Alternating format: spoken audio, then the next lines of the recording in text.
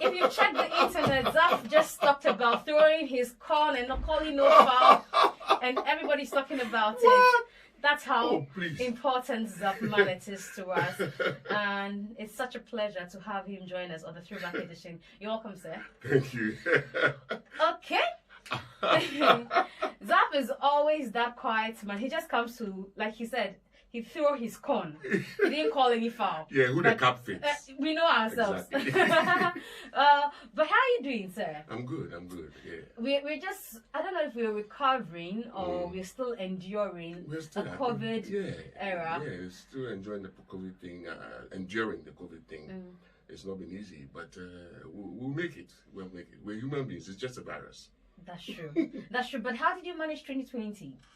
Oh, 2020 was tough. You know the lockdown came and went, and it's not been easy. But we've managed. We've managed so far.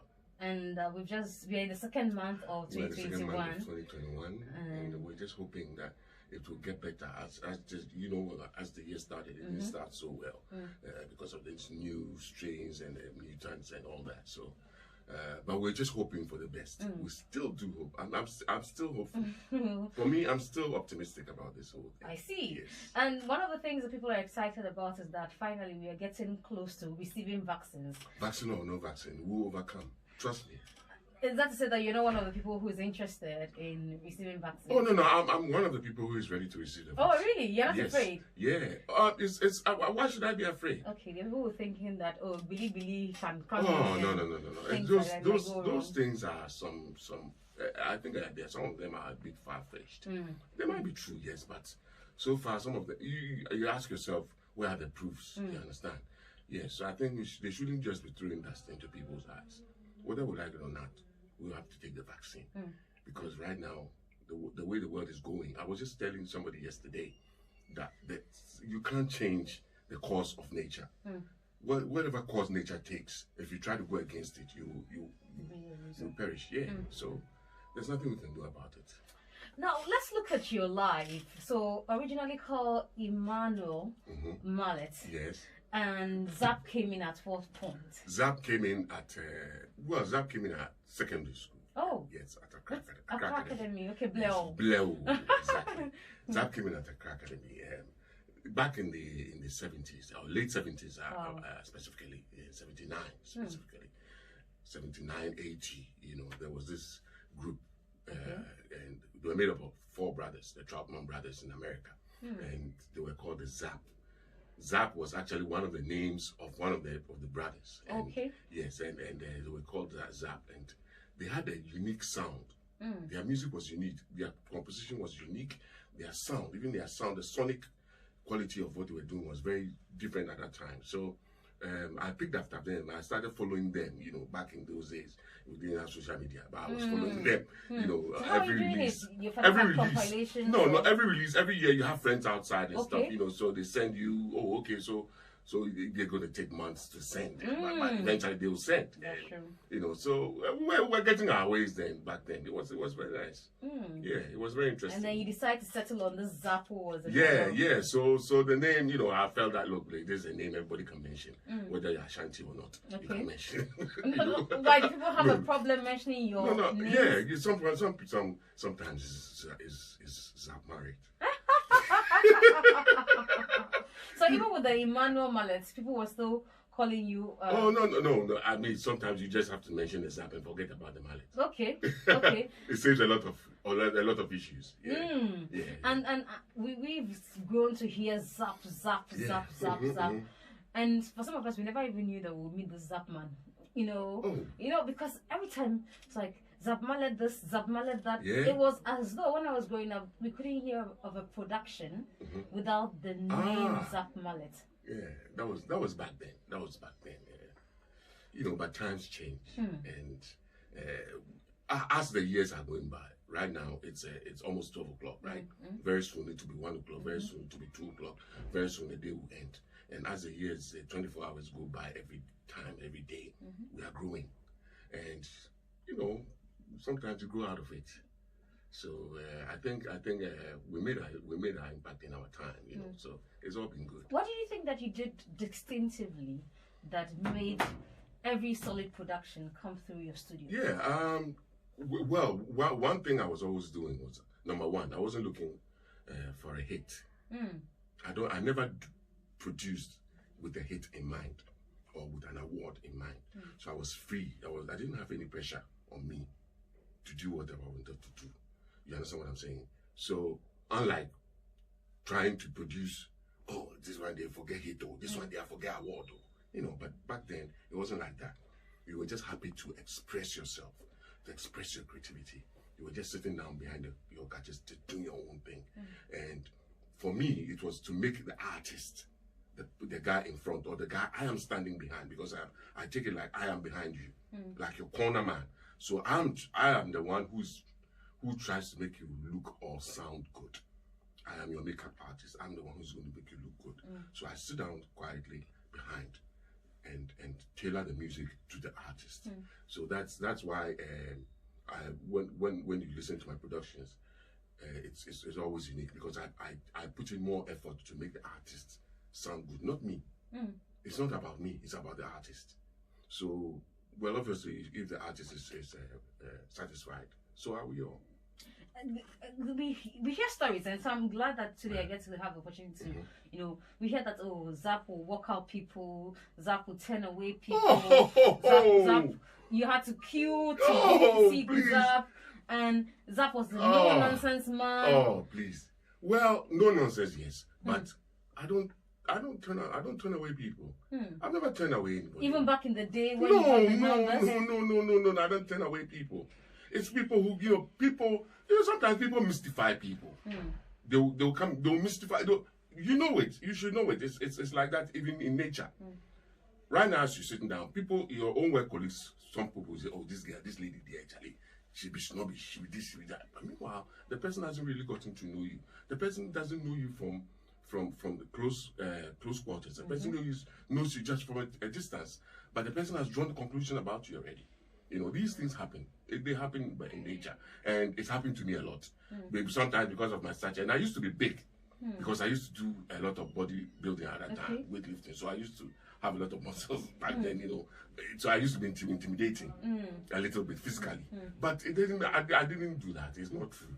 The thing is that. I'll tell you as it is. Okay. Yes, but at the end of the day, I want you to be your best.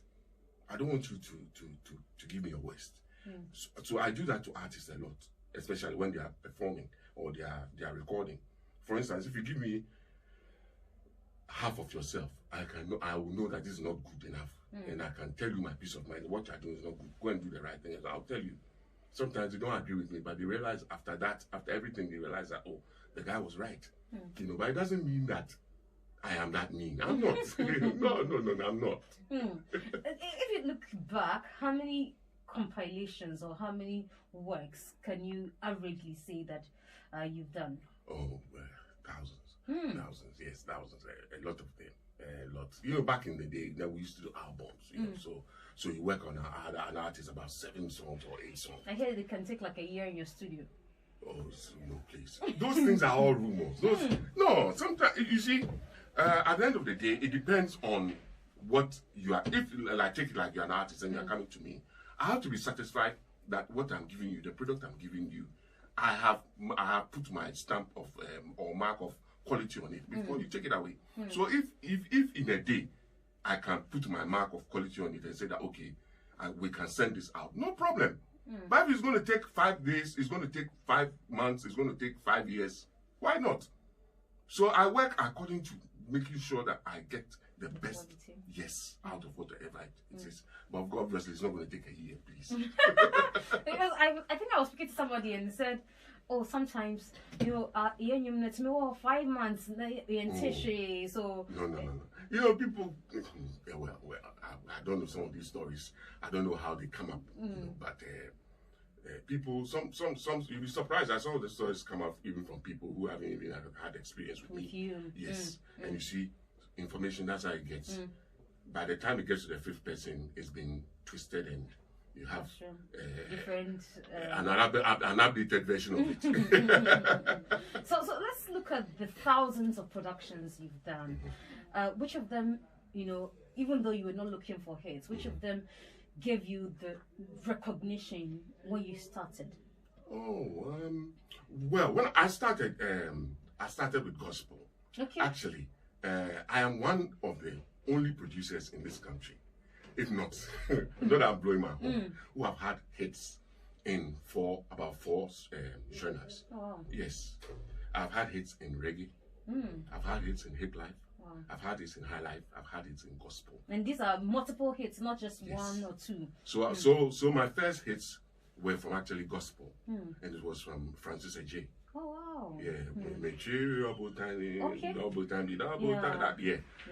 This was in the 90s, right? Yes, exactly. 92 or 93.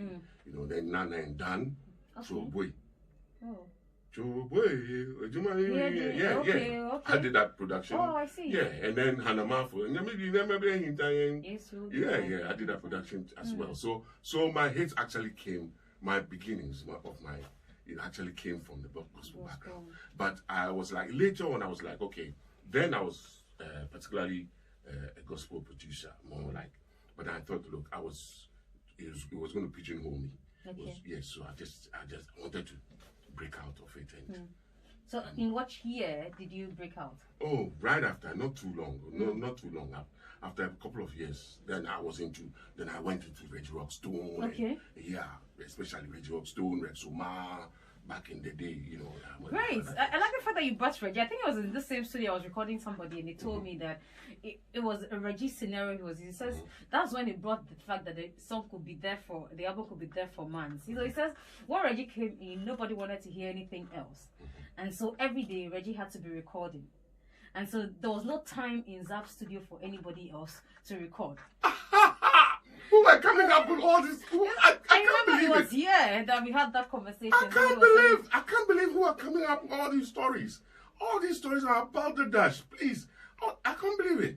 Reggie Rockstone himself. Look, I was very, very close to his dad. Okay. Ricky, may he rest in peace. I love that man so much. We're so close. He could call me early in the morning, around 7, or even the day before, and ask me to come to his house early in the morning, the day before. Early in the morning, you know, the next day. And I would drive all the way from South Udoko, Sakaman to Laboni to come to his house early in the morning. We'll sit down, have a long discussion over coffee and some breakfast and things and stuff like that. But Reggie himself is always,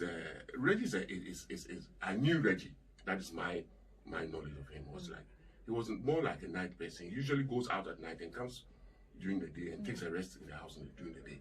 Okay. So most of the time when we worked, when we made Reggie work, we're working at night. Wow.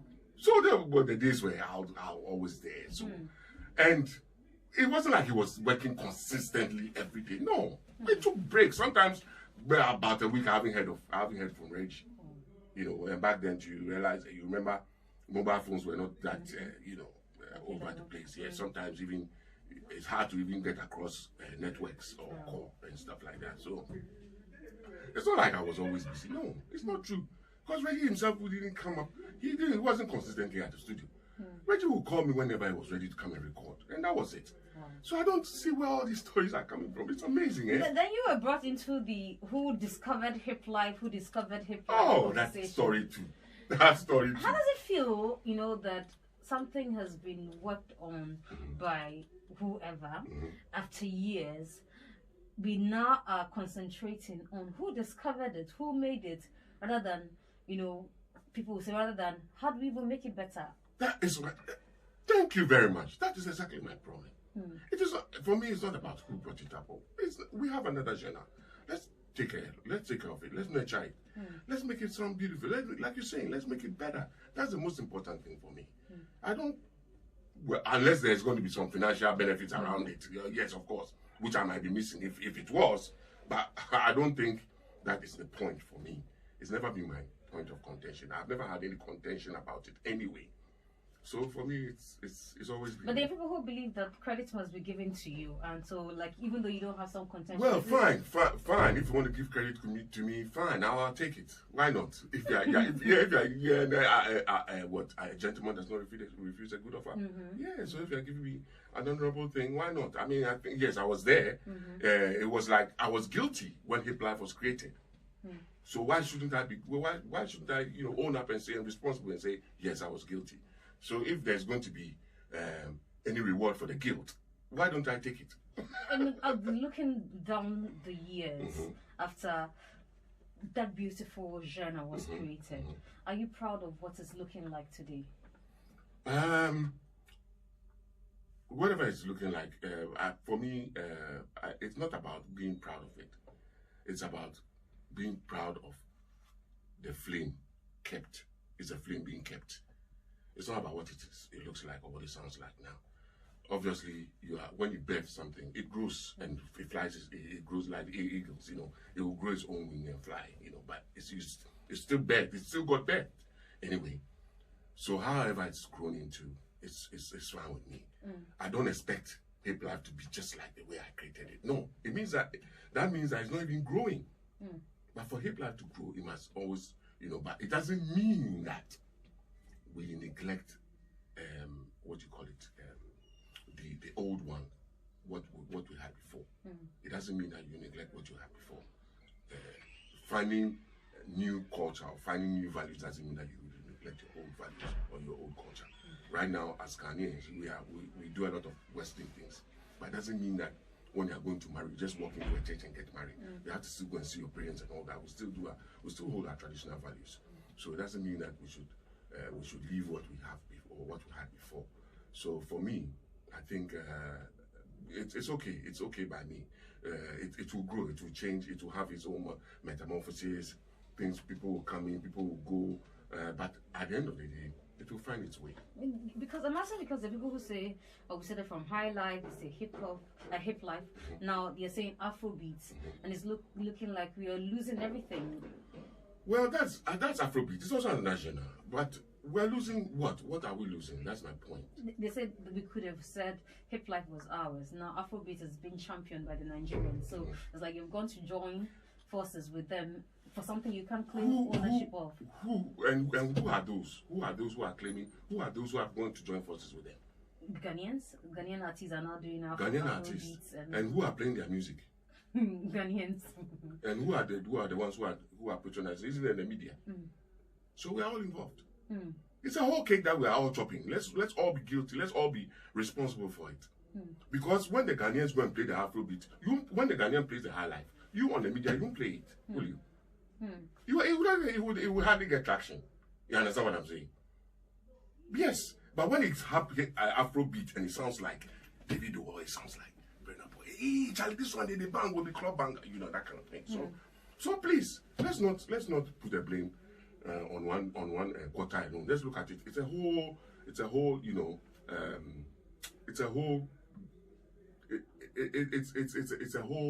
situation. It's a whole situation that we all are involved. We all are involved. It's not just the artist. Because if I'm an artist and I play high life, I'm playing high life, and you're not patronizing me, why should I keep playing high life? Logically, does it make sense? No. I want attention, and I'm playing high life, and you're not minding me. So I'll go and play dancehall or play something for you to gain attention, for you to get your attention, so that you mind me.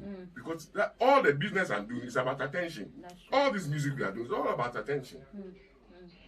So I can't be still doing something that will not give me attention.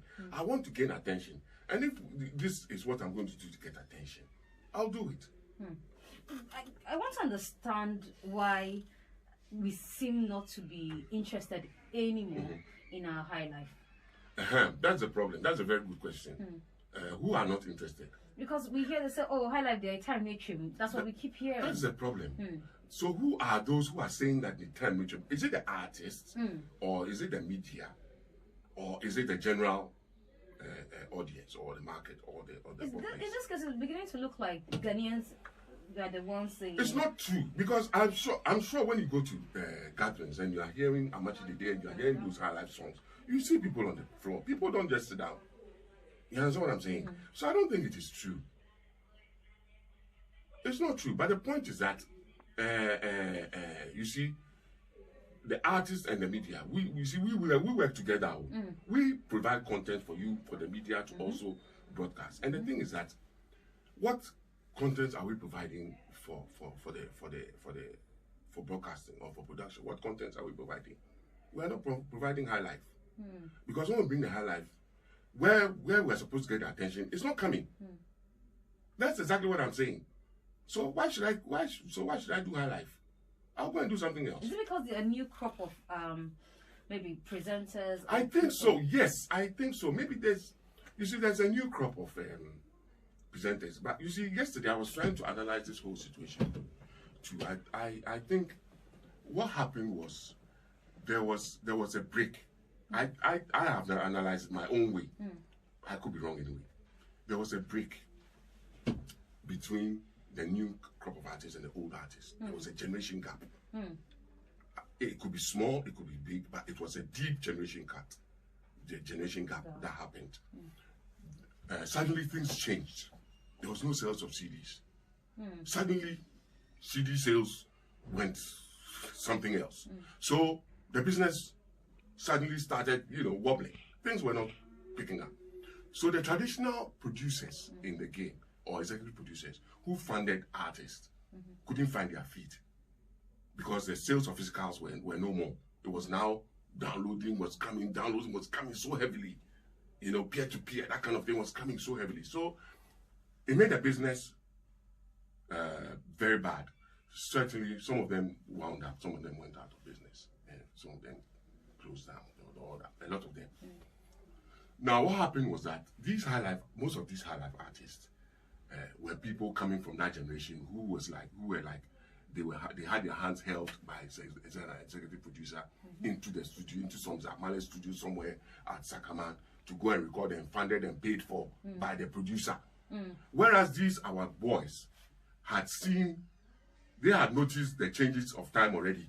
They were born into it. These are millennials. They were born into the digital this already. So they started going to the studios themselves, recording themselves, getting recordings done, funding their own productions, coming out and doing a lot of hyping themselves over, whatever, funding themselves on the net and stuff like that. Whilst the high life artists before were still waiting to be produced by executive producers. By that time, these boys had gained traction already and were out there flying. So these boys, at that time, these our artists who had stopped recording. So these boys didn't come up from anything. They just came out, they just filled a vacuum. There was a vacuum. So for me, I think the boys have done a very good job. They have done so well. These are our small boys. They have done well. I was just telling somebody that I was telling my daughter yesterday that these are our boys. They've done well. They've been able to hold it up. Because, when things changed, nobody's to blame. It's just technology that changed. So the physicals went down, and our distributors, most of our executive producers and things went out of business. So most of our artists then are high life artists who were like traditional, they had to be dragged to the studio by an executive producer, be paid front money, be given an advance, they rent a house for you, those things had passed because they were no longer in the business. Now these people were sitting down and waiting. Yes. So it happened that these boys came from nowhere, filled that vacuum, and they filled the market. How did that affect you also as a producer? Yes, it affected me because not heavily anyway, because of course I'm still in business, I'm still working. But for me, I think what it was rather was that now it took a physical strain off me, such that I think it was even better for me because at the end of the day, nobody will come to you again to produce an album of 10 songs. You understand? It's hard. You are doing singles, so it's much easier. And even the charges for a single is even better sometimes than taking a whole album. I see. Because the whole album, you have to be considerate and stuff like that, So sometimes, some way, somehow, it was even better for me. Yeah. I like the fact that you say you're still in business. Yeah, still in business. How active are you now? Well, don't forget that I recently, last year, I had was it last year, 2020 or 2019? I was in the charts somewhere with a song, Party and Bullshit. Yeah. That's Sarkodie. So it's on record that I wrote it. Yes, and Idris Elba. So it's on record that I wrote a song with That's when you got the money now? Please. That's private. Oh no, because I saw something online. That's what I'm asking. No. Forget about that. It's my you know. But whatever it is, it's been sorted out. Okay. Yes. Okay, that's great to know. It's been sorted out. You know? So you every time you do a project, like you say, you're in charts in last 2 years. That's in 2019. You know, there's always conversations around the things that you do. Are you picky now that you're having a lot of time with the projects that you do, or? It's not like I'm picky, but I'm hard on my terms. Okay. Yes, I'll tell you that I take my time. I don't rush. You don't rush me. Yeah, so I'll tell you, because it's an art. For me, music has always been an art. Music has always remained an art. For me, music is nothing to be rushed. There are times when the inspiration comes and you see, music is something. It's more like a spirit. You know, it comes, and sometimes the inspiration comes, and in hours you can be done. Yes, but sometimes you have something we call the writer's block, and things like that.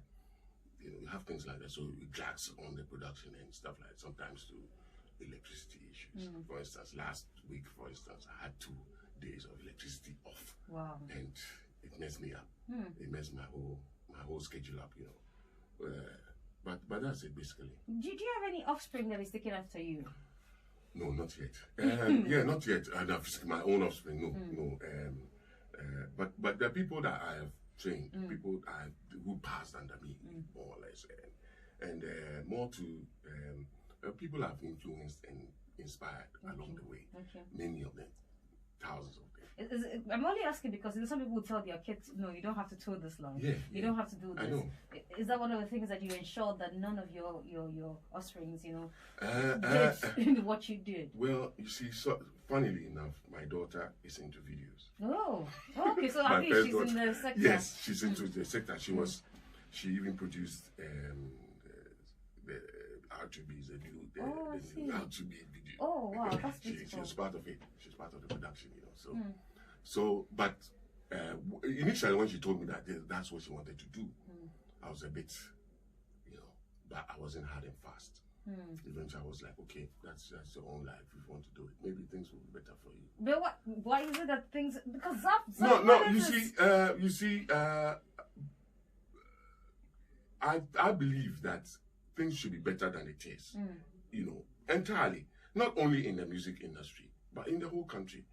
I believe that our education should be better, our health system, everything should be better than it is. Security, everything, politics. But you see, we are just hoping that with every generation, things will get better. You think things haven't gotten better? No. You see, have you read the book, The Beautiful Ones Are Not Yet Born? No, I haven't read the book. But you've heard the title. I've heard that. Yes, so The Beautiful Ones Are Not Yet Born. So Still? No, I'm telling you. You started saying that, I started hearing that when I was young till this. It's still till you die. Mark it, just put that in mind. Wow. Yes, put that in mind. The beautiful ones will never cease to get born. Die. We won't cease born the beautiful ones. Die. They are not yet born.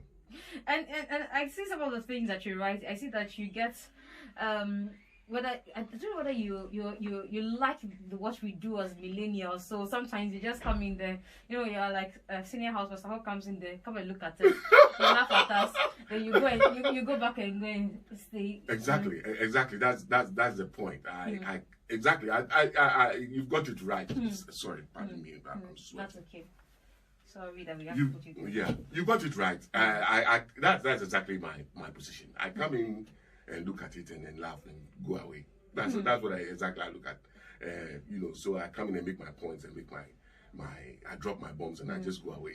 I like the fact that you agree that you drop bombs. Like yesterday, I was like, you know, you said the beef sell more than. Yeah, your beefs are more engaging than your music. Are you a teacher or an artist? You understand what I'm saying? There are different things. You see, all I was just trying to say, why did I say beefs engaging? Why did I use the word engaging? Because it means that you put more into your beefs than your art. You put more into your chopping of meat than an art.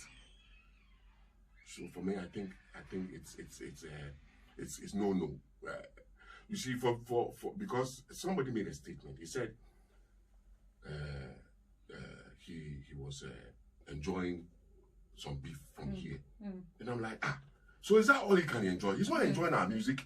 He's enjoying the beef rather our artists are portraying over. What in the places?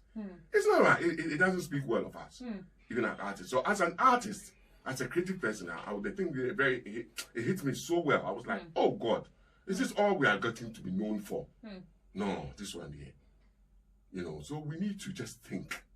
I wrote it there for people to think. I didn't write it. You think that we artists will ever think through, because it's a recurring thing. Yeah, they should. I am not telling you to stop. I'm not saying you should stop. Think about it. Just think about it. If you want to continue, that's your business. It's a free world. If you want to continue, you think that is what is good for you. It's a free world. Continue. But I'm just making my point. Everybody has an opinion. You know, opinions are like what? Gnosis. Yes. And I have mine. And I'm just putting it there. If you agree with me, say hey, amen. If you don't, say no. If you agree with me, hallelujah. That's it. You know, so it's not for anybody. You know, for me, when I talk, I just don't talk because I am talking for myself. I talk for the entirety of the whole for the whole industry. You know, for instance, during the lockdown, there was this issue about this me and some comparison, and I was like, no, it's not right. I was going to get to that. Yes, because if the same thing was done, I might be there. I'm gone. Your time will come. Somebody might do the same thing to you, and you might not like it. So I was speaking on general terms, so that this thing becomes like, you know, because look, as we are all living, I may grow, I might be grown, I'll die and leave. You too might be grown. You come to my position now, and that time they'll be using some small boys to compare you. You won't like it. So I'm not speaking for myself. I'm speaking for you too as well. So don't get me wrong. Don't get it twisted. I just like to talk for the entirety. If you want, you see, Jesus said something. He said, "Let those who have ears, let them hear." If you have ears, listen. Because I was going to get to that, because the perception people had was that, and this is how it looked like on the streets. Zapp feels that he's a bull. Of course. Nobody can be compared to him. Of course. Why not? Why should I point to myself with my? I should feel big in my own shoes. Yeah, I'm not. I shouldn't. Well, I mean, how did you introduce me? So of course, I must also. I said, if I'm guilty, let me bear the consequence. So if I'm guilty for being good at my job, let me bear the responsibility. Period. Do you think there's another reason why? Okay, you said that there could be speculations and perceptions people have about you, but it looks like nobody can call Zapp and call any of the other names after. It's like, oh, you're in a league of your own. Yeah. No problem about that. Which I really am enjoying. Yes, I want to be in a league of my own. Why not? Why not? And I wish others would join me in my league so that we will enjoy. Wasn't it like when you started production, you didn't have contemporaries? No, there were contemporaries. There were Bessa Simons was there, Samir Wani. There were people. But you see, most of them have kind of gone docile a little bit. Yes, but I'm still, you know, relevant after all these years. You know, so I keep telling people that this job are for soldiers. If you are not called, you see, the Bible says many are called, but few are chosen. You can be called, but if you are not chosen, you can't get there. Yes, so some of us are chosen, some are not. They're just called. I have 3 more questions, then we have to end the session. Now, one is still going back to your post about the beefs. Somebody said, but Zapp, in times of, he was still Zapp at that time when, you know, Exdo and Chicago were doing their thing. These young guys are also trying to get some bars. No, the old man can't spoil the thing. Oh no! But okay, the point is that first of all, you have to look. What am I saying? Was I saying the right thing or the wrong thing? If I'm saying the right thing or the wrong thing, fine. If you disagree with me, fine. Does it come to spoil anything? It shouldn't spoil anything. I don't expect it to spoil anything. I'm just trying to help improve our music. It's not for me alone. It's not for me. I don't give a... Sorry, I mean... You know, it's not for me. It's not about Zapp. It's about the Ghanaian music industry. It's about that music industry space. If you feel beefing is what is going to make it relevant, go ahead and do it. Maybe you're not in the business to do music. Maybe you're just in the business to make money. You understand what I'm saying? There are two different things. Okay, so yes, you could admit that you're doing it for hype to make money. Yes, if no problem about that. That's a marketing strategy or whatever they you know, that's fine. I don't put any shame to it. You understand what I'm saying? You could go ahead and do that. But make sure, if you call yourself an artist and you are true to the art, it is your music, it's your art that must be engaging. That is what people should notice. As soon as you mention Celine Dion, my heart goes on. As soon as you mention Whitney Houston, what you call it, I Always Love You. You understand? The music must endear to people. Your music must be endearing you to people, not your beef. Does it make sense? Well, if it makes sense, fine, go ahead and do it. But if it doesn't make sense, well, I've spoken, I've talked, I'm like a preacher. It's up to you to take it or not. You give shouts to the millennials. You talk about the fact that a lot of them are doing well. Are there specific ones that you look at and you say, oh, I'm proud of this one? Oh, yes. I look at Sarkodie is one guy. His rap fascinates me. People complain that, oh, Sarkodie doesn't say anything. But me, as a technical person, I don't listen to the lyrics, but I listen to his delivery. Okay. And the way he delivers his tree on whatever is fascinating. They are doing well. Somebody like Kofi Kinata is one of the guys I really love in recent times when it comes to Hiplife, you know. And there are guys, there's guys, one guy like Dada Hafko, who does very good. Kuni Guitar, who has been there. You know, one guy called Bless. Bless is there.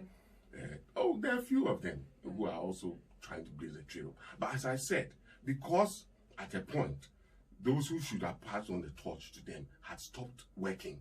These guys came to fill a certain vacuum, and they have done well. For me, I think they are doing so well. We should rather be encouraging. We should encourage them to. It's not like I am endorsing exactly what they are doing. That's high life. No, that don't get me wrong. I have my own problems with it. With sometimes the way they do it. But my point is that they're doing what they know. Yes, but that's what they came to fill the vacuum. When they came, there was nothing there. So this is what they are doing. You know. So I think I think some of us have to get in here and help. I think they are willing to learn. So it's just a matter of making our industry better. I want to ask a question about still the millennials. They might not admit that these are okay, but artists that of course you have seen grow. In recent times, it looks like collaboration has become a big deal. And once somebody denies somebody collaboration, there's news. So I hear and I see most of the time artists say, oh, everybody has decided not to give me collaboration. Recently, Guru is fighting links and there's been back and forth because of collaboration. Tutu Lapat, just yesterday I saw some people have denied him collaboration. In your day, was it a big deal?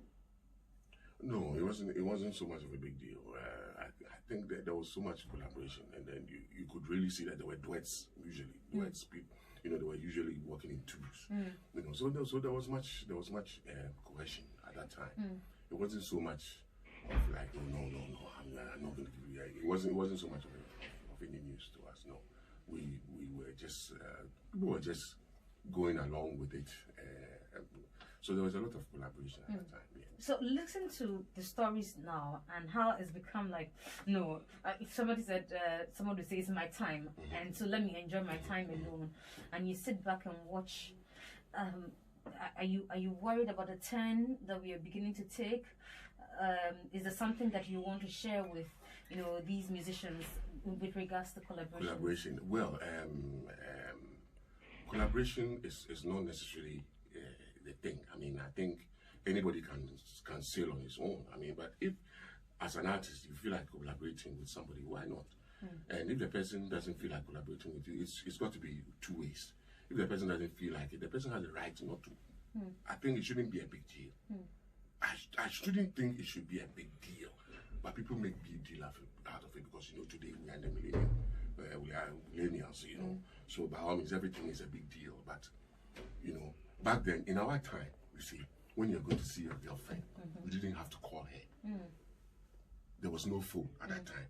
So you go and meet her absence and tell her sister, a big sister or a kid sister, that you come back maybe at 5:30 or something. You know, so that time we had the patience to, you know, but today, because of your computer and the Google matter, you don't have time for some things. But you see, I think that we have to just respect everybody and their own space.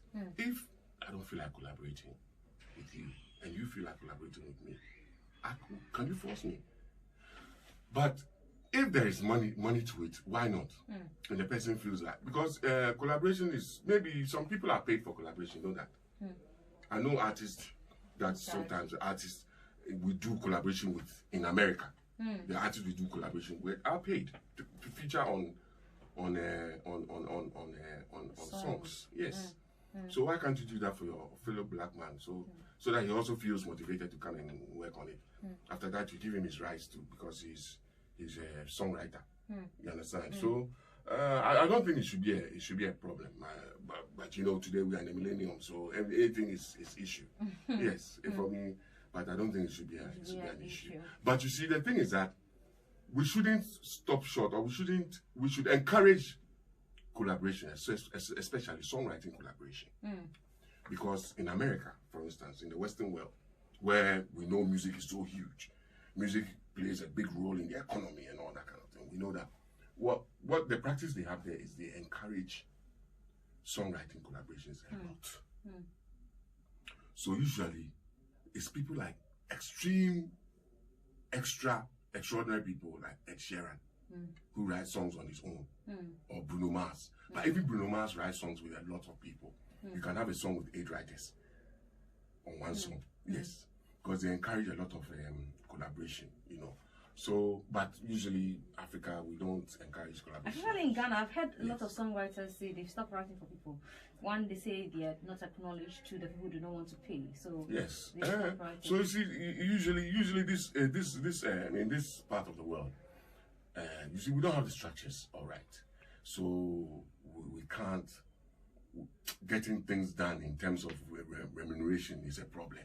You understand? In America, where you can just enter a studio, the song is going on, and then you come, I didn't get your name. Miss G. Miss G. Oh, Miss G, you know, we don't know how to go on with this line at the bridge, at the end of the bridge. And then, okay, let's try it this way. And you just try a melody, and it works. You are part of the song.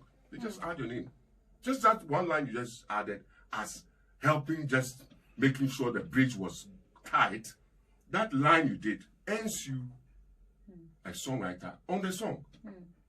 That's why, how come you have about 5, 6 songwriters on one song and stuff like that, you know? So they have the structure set up in such a way that as soon as that thing is locked, whatever comes out of the song, he gets a share out of it. But here, it is not so. So when people are writing songs, the songs are they're writing songs, they don't have publishers. Those writing, they don't have publishers. So how do they even get their rights? How do they even know that it was a song written? So somebody, you know, back in the day, a lot of songs were written by some people, but it was credited to the person who sang it or who presented it or whatever, you know. And in Ghana, I'm talking about, and it's you know, over here we do things like ghostwriters. In America, we have ghostwriters. Those people who write rap, PDD and things. Most of the songs like this, even Jay-Z has ghostwriters. Kanye West, all of them have ghostwriters. Somebody who writes at the back and is not credited. They do that in America too. So Ghana, that's how we operate. We operate by ghostwriting system. Some people think it's also because we're more people who cannot write here in Ghana. You know, so they say, yes, they mock a lot of them. I've heard artists say, but say we're on drawing, that is ignorance. That is ignorance, yes. The trauma to incident, and so what? And so what? The person just needs. So there are some people, they are big artists who don't write songs, but they are big. Elvis Presley, the king. How many songs did he write? Most of his hits were written by people. Michael Jackson himself, the mega star himself, how many songs did he have as a hit? Most of the songs, it was only maybe the Thriller that he had a lot of songs, but most of the songs that he did before gotten known as Michael Jackson were songs written by people. Whitney Houston never wrote a song on her own, but she had huge hits. George Benson doesn't write songs usually, but he has huge hits. So it's not about, it's just about the person using his voice or her voice as an instrument. Probably that's all he has. He does not know how to write songs, but he can deliver. He can render the songs. And that's also a trait in itself. You understand? So it's not about songwriting. There are some people in America or they are in the Western world. That's why I said, because their structures are in place, songwriters have their place, performers have their place, everybody has their place. You understand? There was this guy, the guy who wrote songs, a lot of songs for Whitney Houston back in the day. He's called Michael Massa. He used to be a lawyer. Yes, and he stopped the law and he started writing songs, and he was one of the biggest songwriters. You understand? So we need to get where the structures are the problem. So it doesn't matter if somebody writes a song or doesn't write a song, so long as a person can perform it. Why not? That's why you see, Ed Sheeran has written a lot of songs for a lot of people. He didn't do himself, but he wrote it for a lot of people. Bruno Mars sing, a lot of them sing. So I think we just need to collaborate some more. We just, hey, maybe somebody writes a song, this one, if this guy do and you go better. You might write a song, but it doesn't suit you. So these things are all technical things that we should look at. But Ghanaians, the thing now, we are too. Ghana will say far. That problem, the Ghana will say far. Everything for selfishness. Yes, selfishness. Somebody said we should come that thing is bothering us. So we are too much cocooned, but we need to break out more.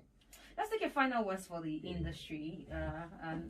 You're a more experienced producer than anyone that we know in recent times. Like you said, a lot of them have gone to, they've gone. Those are. Yes, those are. So let's take an expertise advice for the industry and maybe a wish that you have for this industry. Oh, I wish that we would concentrate more on our art than other things. I mean, you see, when the Bible says, seek ye first the kingdom of heaven and other things will be added unto you. It's not just heaven, but even our art. Let's seek first the art and every other thing will be added to you. The glory, the glamour, the pageantry, the pomp, the women, the they will all come. The men, they will all come. So let's concentrate on the art. If the art is good, we can market, we can sell it. We can. Look, music is a huge contributor to the American economy. You know that. You and I know that. Music contributes so much to the British economy. The other time, I think I saw last 2 years or so, it contributed billions in the British economy. Pounds. Music alone contributed to the British economy. Billions of pounds. Not millions, billions. So music is big business. Let's just take it serious. It shouldn't be just what's around it. You see, we are supporting and operating what's around it and leaving the core. Let's work with the core. Let's take the core seriously as well as we take other things. Let's seek ye first the art, and all other things will be added. You're talking about it contributing to the economy, and that's just brought to mind that the last time we had a research, Musica brought us a research that said that we contributed less than a percentage to the GDP, and so people say that's how come government is not even seeing the need. Exactly, that's true. To do anything for us, and there are other people who say government doesn't need to do anything for us. That's true. Government doesn't. I don't think what government what we need from government will be legislature. Help us legislate certain laws and put certain laws into place for us to operate certain structures. So some of the structures need to be legislated before we can operate them. So that's what we need from government. But apart from that, we should help ourselves. We should operate in such a way that the business can turn around by itself. But the thing is that we try to withhold things from each other too much. That's what I'm saying. The person is our problem. The incoming fact is worrying us. We hope for a better industry. Thank you so much, Zapp Mallet. Yeah, we hope so as well. We hope so as well. We pray, but God has done His part. It's left for us to do this. Which it doesn't look like it's ever going to happen. I don't think so. Because God there, He's waiting. For me, sometimes I look at God, I'm shy. I'm embarrassed to look at Him. Oh. He must be very, very, very disappointed with us, especially as Africans. God should be very, very disappointed. Look at all the gold. Look at all the minerals. Look at your river. Show you how you've even turned it. God should be laughing and angry and mad and sad and crying at this time. But anyway, thank you for having me. We are grateful to you for sharing your expertise, your experience, and your knowledge with us today. All right, so that'll be it for the throwback edition of Showbuzz right here on 3FM. That's the name I don't like. That's my point. Why don't you like throwback? Throwback is like just throwing us into some dustbin. Oh no! Into some dinosaur. Oh no, we are going back to your days. We want to tap into your days. Thank you very much, sir. Welcome. Okay, so I have my permission to leave. Okay, sir. Thank you very much.